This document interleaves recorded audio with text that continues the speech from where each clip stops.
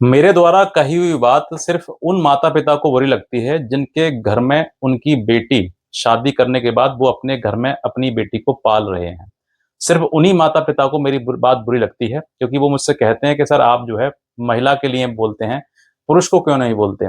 तो मैं महिला के लिए नहीं बोलता हूँ, मैं पुरुष के लिए भी नहीं बोलता हूँ, जो गलत है सो गलत है। बस ये इतनी ही बात बोलता हूँ मैं। जो बात मैं आपको बोल रहा हूँ, मैं समझा रहा हूँ, ये बात आपको पिता होकर अपनी बेटी को समझाना चाहिए। ताकि आपका, आपकी बेटी का और किसी के बेटे का घर परिवार ठीक हो सके। जब तक आप अपनी बेटी को बेटी-बेटी समझोगे, मेरी बेटी, इस बात पर रहोगे और किसी दूसरे को बेटे को दुश्मन मानोगे, तो फिर आप जो है कहीं न कहीं गलत दिशा में जा रहे हो। यानी कि इसका मतलब ये है कि आप न्याय नहीं कर रहे हैं, बल्कि आप अपनी बेटी के साथ, सगी बेटी के साथ ही अन्याय कर रहे हैं। मैं ये दावे से कह सकता हूँ कि अगर आप अपनी बेटी के साथ-साथ दूसरे बेटे के साथ में अगर न्याय करें, तो किसी भी प्रकार की आपको कोर्ट कचहरी, थाने की ज़रूरत पड़ेगी ही नहीं। सिर्फ़ और सिर्फ़ आपको न्याय वाली बात बोलनी है। ये नहीं बोलना है कि मेरी बेटी है तो मैं इसका पक्ष लूँगा, चाहे मेरी बेटी हज़ार गलती क्यों ना कर रही हो। तभी एक जन्म होता है एक ऐसे व्यक्ति का जहाँ पर लड़ाई-झगड़ा करके वो व्यक्ति जो है कहीं न कहीं बुरा बन जाता है आपकी नज़रों में। तो वो व्यक्ति अगर ल कह रहा है कि तुम्हारी बेटी ऐसे कर रही है, तो उसको समझाओ। उसको समझो कि बेटा शिकायत क्यों आ रही है तुम्हारी? ऐसी गलती क्यों हो रही है? ऐसा नहीं बल्कि कि ब लड़की को जो है वो 2-4 बातें और चढ़ा दिए, चढ़ाने के बाद लड़की और गरम हो गई, घर में आतंक मचा दिया उसने। फिर जो चीज़ें हैं वो विस्फोट होती हैं। फिर वो ऐसी चीज़ें हो जाती हैं कि सँभाले नहीं सँभलती हैं। इसीलिए अगर आप बेटी के पिता हो, तो आप जो है अपनी बेटी के साथ न्याय करें। दूसरे की छोड़िए, वो दामाद आपका है, जैसा भी है, ठीक है। लेकिन अपनी बेटी के साथ न्याय करिए। अगर आपने अपनी बेटी को ससुराल से लेकर अपने मायके में रख लिया, तो क्या आपने न्याय किया ये? आप समझदार तब बनते कि बेटी में और दामाद में अगर दोनों में झगड़ा हो रहा है, तो झगड़े को वहीं ससुराल में ही खत्म करके आते। ये आपकी बुद्धिमता थी। ये आपकी ऐसी थी जो आपने समझा कि हाँ भाई मेरा बेटा भी है, मेरी मेरी मेरी बेटी है तो दूसरे का बेटा भी है, वो भी मेरा बेटा है। अगर आप इस तरीके की प्राथमिकता रखते, इस तरीके का सोच रखते, तो ये रास्ता खराब होता ही नहीं। और अब जो है आपने घर में लाकर दामाद के ऊपर मुकदमे करवाना शुरू कर दिए। उसको ये एडवाइस कर रहे हो कि तुम उसके ऊपर मुकदमे करो, उससे पैसा लो, उसके ऊपर दहेज का मुकदमा लगाओ, उसको जेल भिजवाओ, उसको परेशान करो। तो ये परेशानी का जो बाद में जो इसका रिज़ल्ट आएगा ना, वो सारा रिज़ल्ट तुम्हारे ऊपर ही आएगा। किसी के बेटे की ज़िंदगी तुम बर्बाद करोगे, खराब करोगे तो ज़िंदगी उस बेटे की नहीं हुई खराब। वो आज ना तो कल वो निकल जाएगा उन चीज़ों से। 2-4 साल, 10 साल बाद कहीं न कहीं उन सब चीज़ों से निकल जाएगा। कोई ना कोई कहते हैं ना जब जब परिस्थिति खराब होती है तो भगवान के रूप में कोई इंसान ही उसके जीवन में ऐसा आएगा जो उसकी मदद करेगा। और वो गारंटी से निकल जाएगा लेकिन तुम जो है तुम्हारी बेटी का जीवन तबाह हो जाएगा, बर्बाद हो जाएगा। तुम एक जगह से उठाकर कहीं दूसरी जगह शादी भी करोगे, तो कहीं न कहीं तुमसे सवाल ज़रूर पूछा जाएगा, समाज ज़रूर सवाल पूछेगा कि ऐसा क्या था पहले वाले पति में, जो इसमें है, इसमें नहीं है। तो ये सब चीज़ें आप शुरुआत से ही अगर चीज़ें खराब हो रही हैं तो उनको समझाएँ, ठीक करें, वो बेहतर रहेगा। ना कि उस बेटी को अपने घर लाके पालना शुरू कर दें। उसको दामाद के ऊपर मुकदमा दर्ज करवाना शुरू कर दें, शिकायत करना शुरू कर दें। ये सब चीज़ें आपकी ये बताता है कि आपके अंदर वो क्वालिटी नहीं है जो बेटी को समझाना चाहिए। अगर वो देखो कहीं न कहीं झगड़ा क्या होता है, अधिकतर मैंने देखा है कि कंपैटिबिलिटी नहीं हो पाती है। आज के टाइम में लड़का-लड़की दोनों शादी तो कर लेते हैं, शादी के बंधन में बन जाते हैं। लड़की की एक्सपेक्टेशन होती है कि मैं घर में जाऊँगी और जाने के बाद जो है वहाँ पर अपना हुक्म जताऊँगी। जैसे मैं अपने घर में चलाती हूँ वैसे ही वहाँ रहूँगी।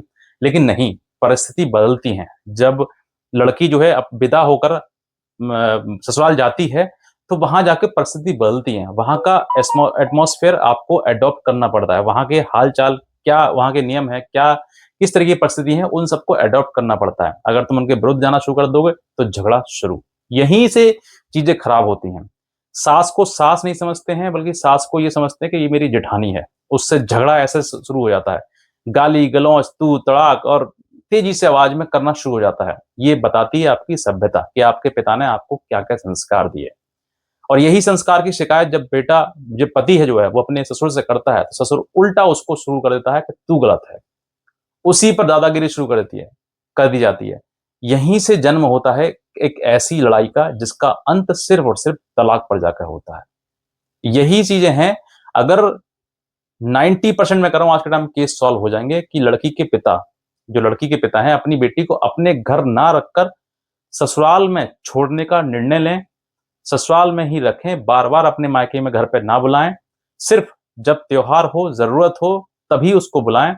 बार-बार जब आप मान लीजिए अगर दामाद मना कर रहा है कि पापा हम नहीं भेजेंगे उसको, अभी चीज़ें ठीक नहीं है ऐसे-वैसे, तो साफ मना कर दो, बेटी वहीं रहो, हमारे घर आने की ज़रूरत क्या है तुम्हारे लिए?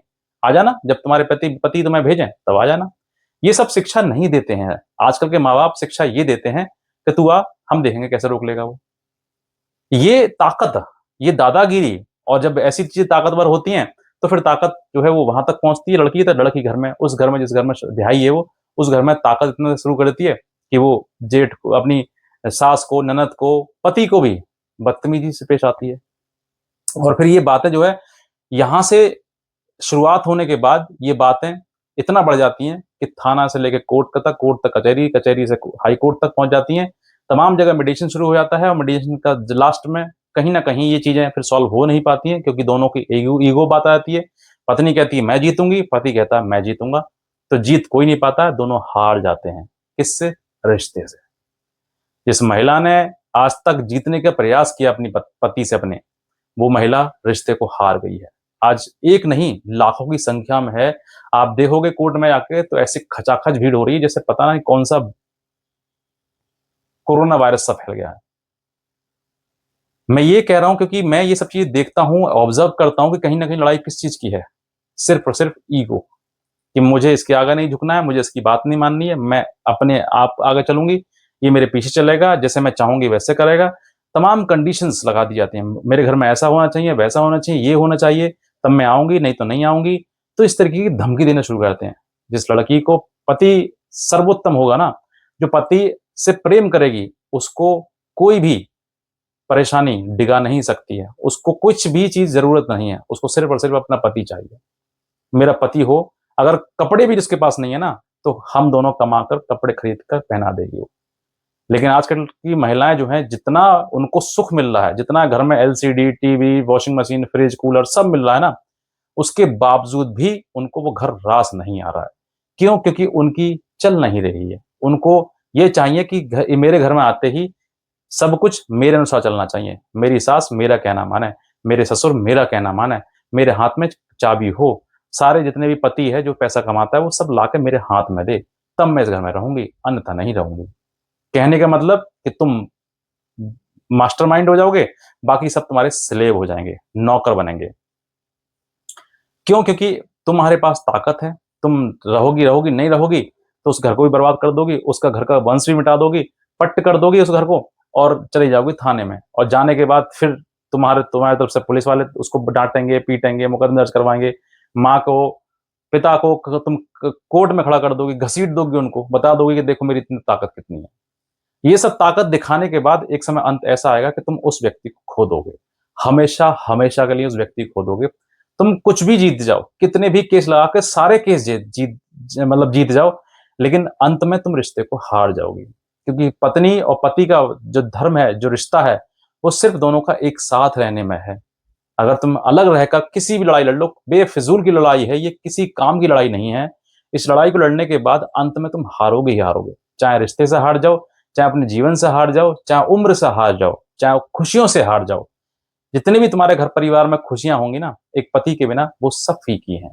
तुम श्रृंगार भी करोगे तो पति के लिए, और जब पति नहीं होगा तो श्रृंगार में तुम्हारा मन नहीं लगेगा। तुम किसी फंक्शन में जाओगे, शादी में जाओगे, किसी पार्टी में जाओगे, और अगर तुम अपने पिता के साथ जाओ, अपने भाई के साथ जाओगे, मोटरसाइकिल पे बैठ के या फिर कार में जाओ आप, सोच कर देखना क्या फीलिंग आएगी तुम्हारी। और वही फंक्शन में तुम अपने पति के साथ जाओ, श्रृंगार करके एकदम से शान से, और साड़ी पहन के अच्छी-सी खूबसूरत लगोगे तुम अपने आप में।